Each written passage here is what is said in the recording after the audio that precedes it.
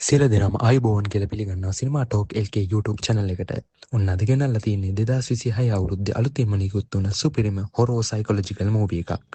සාම්ප්‍රදායික හොරෝ ෆිල්ම් වලින් එහාට ගිහිල්ලා අන්තිමට හිතන්න දෙයක්වත් ඉතුරු කරපු මේ සුපිරි ෆිල්ම් එක තමයි 2026 අවුරුද්දේ නිකුත් වුණ ඔබ්සෙෂන්.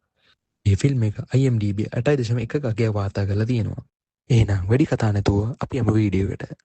ඕපනින් සීන් එකේදී අපිට පෙන්වන්නේ කතාවේ ප්‍රධාන චරිතයක් වන බෙයා කියන පිරිමි ළමයා තමන්ගේ යාළුවොත් එක්ක තමන් කැමැත්තෙන් ඉන්න පෙම්වතියට තමන්ගේ හිතේ තියෙන දේ ගැන කියන්න පුරුදු වෙනවා.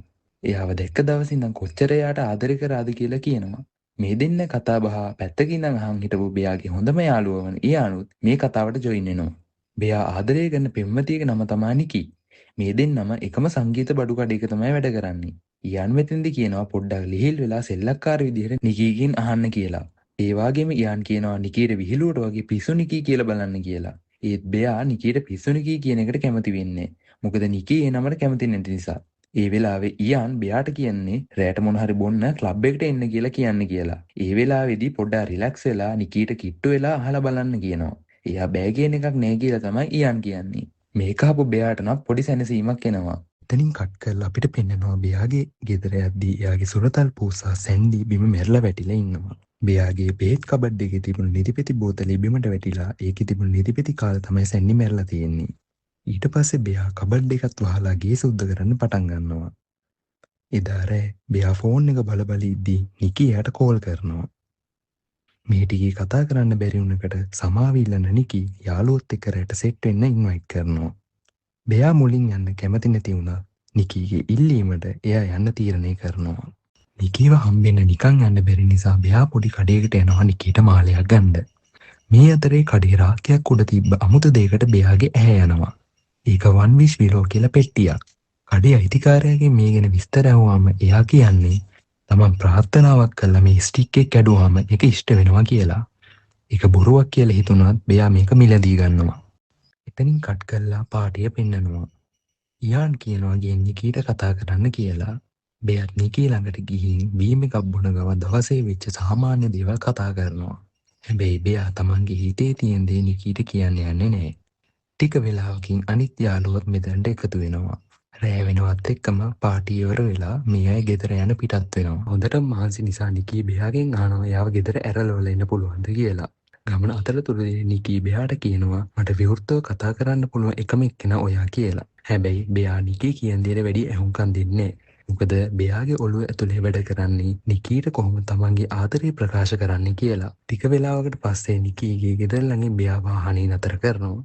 නිකී බැහැලා යන්න හදද්දී බෙයා නිකීට කතා කරලා වන් විෂ් විලෝ එක දෙන්න හැදුවත් පස්සේ ඒ තීරණය වෙනස් කරනවා. නිකී ගේ පැත්තට ඇවිදගෙන යනවා. ඊට පස්සේ බෙයා good night freaky නිකී කියනවා. මේක ඇහුණු නිකී ආයෙත් කාර් එක ළඟට ඇවිත් ආයෙ එහෙම කියන්න එපා කියලා තදින් කියනවා. පස්සේ නිකී එකපාරටම බෙයාගෙන් අහනවා ඔයා මට කැමතිද කියලා.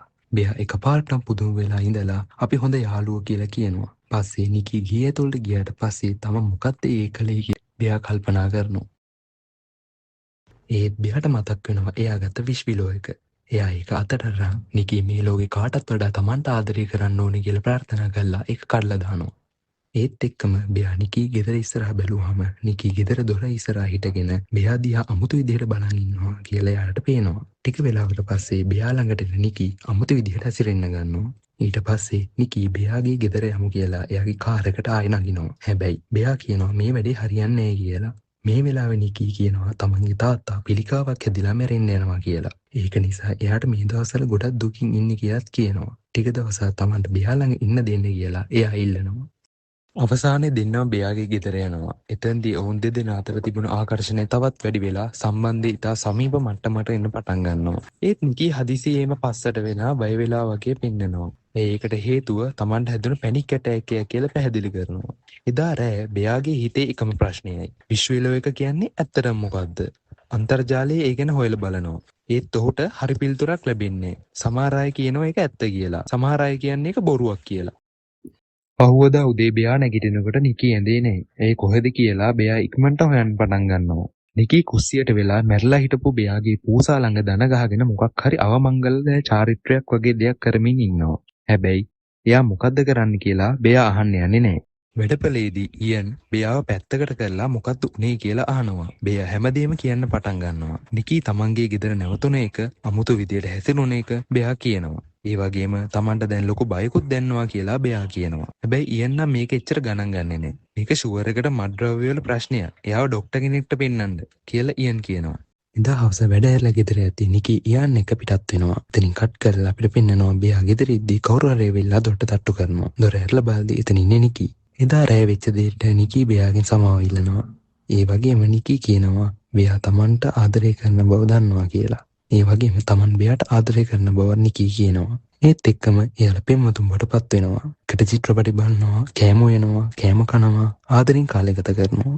එක දවසක් බෙයා නිකීත් එක්ක රෑ කෑමකට එළියට යනවා. මේ වෙලාවේ තාත්තගේ අසනීප තත්ත්වය ගැන බෙයා නිකීගෙන් අහනවා. හැබැයි නිකී ඒ ප්‍රශ්නෙම ගන්නවා. ඒ වෙලාවේ ඉයාන් බෙයාට කෝල් කරනවා. නිකීගේ තාත්තට කිසිම කැන්සර් එකක් නැහැ. එයා වෙන්ද වගේම වැඩටත් යන බව ඉයාන් කියනවා. ඒ වගේම සති කිහිපයකට කලින් නිකී සාරා එක්ක කියලා දෙනවා එයා බෙයා දකින්නේ තමන්ගේ සහෝදරයෙක් වගේ කියලා. මේක ආපු බෙයා කලබල වෙලා කෝල් එක කට් කරලා ආයෙත් නිකී ගාම ගිහින් ඉඳ ගන්නවා. මේ වෙලාවේ නිකී බෙයාට පොඩි ගිෆ්ට් එකක් දෙනවා. එයා කියන්නේ ඒක තමන්ගේ අම්මගෙන් තබන්න ලැබුණ එක කියලා. මේක බෙයාගේ අතට දීලා කියනවා මේ ලෝකේ කාටත් වඩා මම ඔයාට ආදරෙයි කියලා. මේ වෙලාවේ බෙයා නිකීගෙන් අහනවා ඔයාගේ තාත්තට ඇත්තටම කැන්සර් එකක් තියෙනවද කියලා. මේ වෙලාවේ නිකී hina වී අමුතු විදියට කෑ ගහන්න පටන් ගන්නවා. මෙතන මොකක් හරි අවුලක් තියෙනවා කියලා බෙයාට මේ වෙලාවේ තේරෙන්න ගන්නවා. එතනින් පස්සේ බෙයා සහ නිකී අතර අద్భుත දේවල් සිද්ධ වෙන්න පටන් ගන්නවා. පහුවෙන්දා උදේ බෙයා නැගිටිනකොට නිකී කාමරේ මුල්ලකට වෙලා ගල් ගිහිල වගේ බලන් ඉන්නවා. තමන් බෙයාට ආදරේ තරම් බෙයා තමන්ට ආදරේ කරන්නේ නැති බව කියලා නිකී කෑ ගහනවා. තවත් දවසක උදේ නැගිටලා බලනකොට නිකී බෙයාගේ කොණ්ඩේ කපලා තියෙනවා කියලා දකිනවා. ඒ වගේම බෙයා උදේ වැඩට යන්න හදනකොට එයාගේ කාමරේ දොර සම්පූර්ණයෙන්ම ටේප් වලින් වහලා කියලා බෙයා දකිනවා. හැබැයි බෙයා කොහොම හරි අමාරුවෙන් දොර අරගෙන වැඩට එනවා. වැඩ කරන අතරතුර බෙයා නිකීගේ වැඩ නිසා සෑහෙන්න අවුල් වෙලා ඉන්නේ. මේ අතර සාරා එනවා බෙයා එක්ක ටිකක් කතා කරන්න. බෙයා අරන් ආව කෑමකේ තිබ්බ නෝට් එකක් සාරා හොයා ගන්නවා. මේක දැකපුවම තමයි බෙයා තේරුම් ගන්නේ නිකී එදා මැරෙන පූසගේ බොඩි එකත් එක්ක මොකද කරේ කියලා. ඒත් එක්කම ගේ බෙයාට වමන යනවා. එතනින් කට් කරලා බෙයා විශ්විලෝ බොක්ස් එක අතේ තියන් ඉන්න සීන් එකක් පෙන්නනවා. බෙයා මේ බොක්ස් එකේ තියෙන නම්බර් එකට කෝල් කරලා එයාගේ ප්‍රාර්ථනාව ගැන කියනවා. කෝල් එකේ අනිත් පැත්තේ ඉන්න කෙනා කියන්නේ නිකීගේ මේ ආදරේ ඇත්තක් සහ ඒක නැති කරන්නවත් ඒක ආය ආපස්සට ගන්නවත් බෑ කියනවා. බෙයා ජීවත් වෙලා ඉන්න තාක්කල් නිකී මේ විදිහට ඉන්නවා කියලා තමයි කියන්නේ. ටික වෙලාවකට පස්සේ ගෙදර එන බෙයාට දකින්න ලැබෙන්නේ නිකී තමන්ගේ ඇඟේම මූත්‍රා කරගෙන බෙයා දිහා අමුතු විදිහට බලන් ඉන්නවා. මම පිටසුදු වෙලා එන්නම් කියලා නිකී බාත්රූම් එකට යනවා. මේ වෙලාවේදී බෙයා නිකීගෙන් තමන්ගේ පූසගෙන ආපුවාම එයා හයියෙන් කෑ ගහන්න පටන් ගන්නවා. පස්සේ බෙයා තමන්ට පාටියකට යන්න ඕන කියනවා. නිකීත් බල්ලිම වගේ බෙයා එක මේ පාටියට එනවා. මේ පාටියකට ඉයාන් සාරා සහ බෙයාගේ තවත් යාළුවෝ ඇවිත් ඉන්නවා. මුලදී හැමදේම සාමකාමී විදිහට සිද්ධ වෙනවා. බෙයා සහ යාළුවෝ කට්ටිය මෙතෙන්දී ගේම් එක ප්ලේ කරන. එතෙන්දී නිකීට තමන් කියවලා තියෙන ෆේරි ටේල් එකක් කියන්න කියනවා. නිකී මෙතෙන්දී පොඩි ළමයිගේ කතාව බය හිතන වොයිස් එකකින් කියනවා. මුළු කාමරේම නිශ්ශබ්ද වෙලා නිකී දිහා පුදුමයෙන් වගේ බලන් ඉන්නවා. ඊළඟ අවස්ථාව හම්බෙන්නේ බෙයාට. එයාට තියෙන්නේ තමන්ගේ වම් අත පැත්තේ ඉන්න කෙනාව කිස් කරන්න. මේ වෙලාවේ බෙයාට එහා පැත්තේ ඉන්නේ සාරා. මේක දැකපු නිකී එතෙන්ට ඇවිල්ලා සාරාගේ පුටුව පස්සට ඇදලා නිකී එතනට එනවා. ඒත් එක්කම නිකී හිටගෙන හැමෝටම කියනවා ඔයාලා හැමෝම මැරෙන්න යන්නේ කියලා. බෙයාට කර කියා ගන්න දෙයක් නැතුව බලන් ඉන්නවා. නිකී එකපාරටම කැඩුණු බෝතලයක් අරන් එයාගේ මුහුණට ඇන ගන්නවා. හැමෝම ගල් ගෙහෙල වගේ බලන් ඉන්නවා. බෙයා එකපාරටම පැනලා නිකීව නතර කරලා එයාව ගෙදර එක්කගෙන එනවා. ඉතින් කට් කරලා බෙයා සහ නිකී නිදාගෙන ඉන්න සීන් එකක් පෙන්නනවා. මේ වෙලාවේ සාරාගෙන් බෙයාට මැසේජ් එකක් එනවා. සාරා බෙයාට මැසේජ් කරලා අහනවා ටිකක් තනියම කතා කරන්න ඕන නිසා එළියට එන්න කියනවා. දැන් ගොඩක් රෑ වෙලා නිසා හෙට කතා කරමු කියලා බෙයා කියනවා. දැම්ම ආවේ නැත්තම් මම ඔයා ගෙදර එනවා කියලා සාරා කියනවා. කරන්න දෙයක් නැති නිසා බෙයා යන්න තීරණය කරනවා. ඒත් එක්කම නිකී නිදිමතේ වගේ බෙයාට යන්න එපා කියනවා. ඒත් බෙයා හොරෙන්ම වගේ සාරාව හම්බෙන්න එනවා. සාරා සහ බෙයා කාර් එකේ ඉඳන් එයාලා කතා පටන් ගන්නවා. සාරා මේ වෙලාවේ බෙයාගෙන් අහනවා නිකීට මොකද්ද වෙලා තියෙන්නේ කියලා. ඒ වගේම සාරා බෙයාට කියනවා කාලයකට කලින් නිකී සහ එයාන් අතරේ සම්බන්ධයක් තිබුණා කියලා. එයා පොරොන්දු වෙලා තියෙනවා ඒ ගැන කාටවත් කියන්නේ නැහැ කියලා. සාරා හිතලා තියෙන්නේ එයාන්ට රිද්දන්න ඕන නිසා නිකී බෙයත් එක්ක මේ විදිහට හැසිරෙනවා කියලා. බෙයා මේකට උත්තර දෙන්නත් කලින් නිකී එකපාරටම එතනට ඇවිල්ලා වාහනේ වීදුරුව කඩලා සාරාගේ මූණ ගඩලක් උඩ තියලා ගහලා සාරාව එතනම මරලා දානවා. මේ වුණ දේ හිතා ගන්න බැරුව බෙයා හොඳටම බය වෙලා බලාගෙන ඉන්නවා. මේ හැමදේම ඔයාගේ වැරදි බෙයා. දැන් මට මේ බොඩි එක අයින් කරන්න උදව් කරන්න කියලා නිකී කියනවා. පස්සේ දෙන්නත් එක්කම සාරාගේ බොඩි එක අයින් කරලා දානවා. එතනින් කට් කළා බෙයා එයාගේ වාහනේ තනියම ඉන්න සීන් එකක් පෙන්නනවා. සාරා එයා යන්න හිටපු කොලේජ් එකට සිලෙක්ට් වෙලා කියලා දැනුම් දුන ලෙටර් එක බෙයාට හම්බෙනවා. ඒක ලේවලින් වැහිලා තියෙන්නේ. ලියුම කියවපු බෙයාට දරා ගන්න බැරි දුකක් එක්ක හයියෙන් කෑ ගහනවා. බෙයා තමන්ගේ ලේ ගෑවුන ඇඳුම් පිටින් ආයෙ විශ්වවිද්‍යාලයක ගත ෂොප් එකට යනවා. එතන කැෂියර් එකේ ඉන්න කෙනා කියන්නේ ප්‍රාර්ථනා කරාට පස්සේ ආයෙ ඒක හරවන්න බෑ කියලා. හැබැයි තවත් කෙනෙක් ඔයා කිසි දෙයක් ප්‍රාර්ථනා කරේ නැහැ කියලා විශ්වාස කරොත් නිකී ආයෙත් සාමාන්‍ය තත්ත්වයටපත් වෙනවා කියලා තමයි එයා කියන්නේ. බෙයා තවත් විශ්වවිද්‍යාලයක අර ප්‍රාර්ථනාවක් කරන්න හැදුවත් ඒක හරියන්නේ නැහැ. මොකද එක්කෙනෙක්ට ලැබෙන්නේ එක අවස්ථාවයි. වෙන කරන්න දෙයක් නැති නිසා බෙයා ඉයන්න හම්බෙන්න ගිහින් වෙච්ච හැමදේම කියනවා. පස්සේ එයාගේ අතර විශ්වවිද්‍යාලයකක් දීලා තමන් මුකුත් ප්‍රාර්ථනා කරේ නැහැ කියලා කියනවා. ඉයාන් හිතන්නේ මේක බෙයාගේ විහිළුවක් කියලා. ඒක නිසා බොරුවට මට $1 බිලියන් හම්බෙන්න කියලා ප්‍රාර්ථනා කරනවා. ඒත් එක්කම සල්ලි වැස්සක් වගේ වැටෙන්න ගන්නවා. එයා කර කියා ගන්න දෙයක් නැතුව බිම ඉඳ ගන්නවා.